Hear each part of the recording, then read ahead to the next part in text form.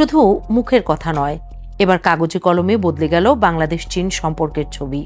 Beijing সফরে প্রধানমন্ত্রী তারেক রহমান ও চীনের প্রেসিডেন্ট শি জিনপিং এর বৈঠকে ঘোষণা হলো 15 দফার যৌথ ঘোষণা।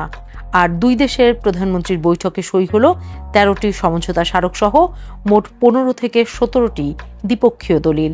তিস্তায় চীনা বিনিয়োগ, বিআরআইয়ের নতুন প্রতিশ্রুতি, একটানা ঘোষণার ঝড়ে ঢাকা বেইজিং সম্পর্ক এখন সত্যি রকেটের গতিতে। চীনের প্রধানমন্ত্রী লি কিয়াংয়ের আমন্ত্রণে 4 দিনের রাষ্ট্রীয় সফরে গিয়েছিলেন তারেক রহমান। আগে মালয়েশিয়া, তারপর সামার দাভোস, সবশেষে বেইজিং। সেখানেই জমে উঠল আসল খেলা। বৃহস্পতিবার চীনা প্রধানমন্ত্রী লি কিয়াংয়ের সাথে গ্রেট হলে বৈঠক, সই হল 13টি MOU।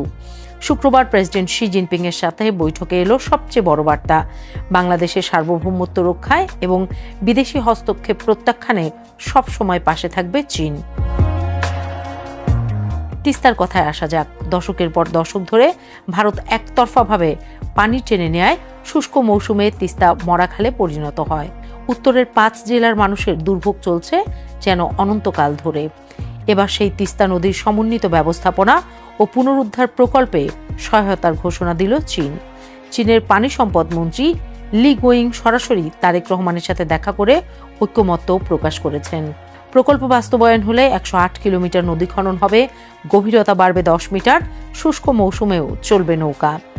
নদীর দুই পারে গড়ে উঠবে স্যাটেলাইট শহর, উত্তর চীনের সুকিয়ান সিটির মতো। কর্মসংস্থান হবে 7 থেকে 10 লাখ মানুষের। আর ভারতের দিক থেকে অতিরিক্ত পানির দরকারই পড়বে না।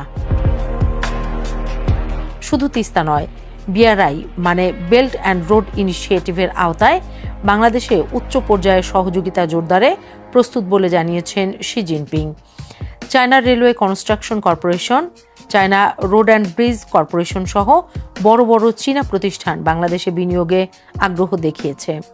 ইনভেস্ট বাংলাদেশ সম্মেলনে সরাসরি বক্তব্য দিয়েছেন তারেক রহমান। সব মিলিয়ে অবকাঠামো, বাণিজ্য, বিনিয়োগ 3 খাতেই চীনা সম্পর্ক নতুন উচ্চতায় উঠছে। বিএনপি ও চীনের কমিউনিস্ট পার্টির মধ্যে আলাদা সমঝোতা স্মারকও হয়েছে, মানে সরকার বদলালেও এই সম্পর্কে ছেদ পড়ার সুযোগ নেই। এই সফরের বার্তা আসলে একটাই, বাংলাদেশ এখন আর একা নয়। উশিন হোক, ভিসা জটিলতা হোক কিংবা সীমান্তে উত্তেজনা, যেদিক থেকে চাপ আসুক না কেন, বেইজিং এখন ঢাকার পাশে দাঁড়িয়ে আছে।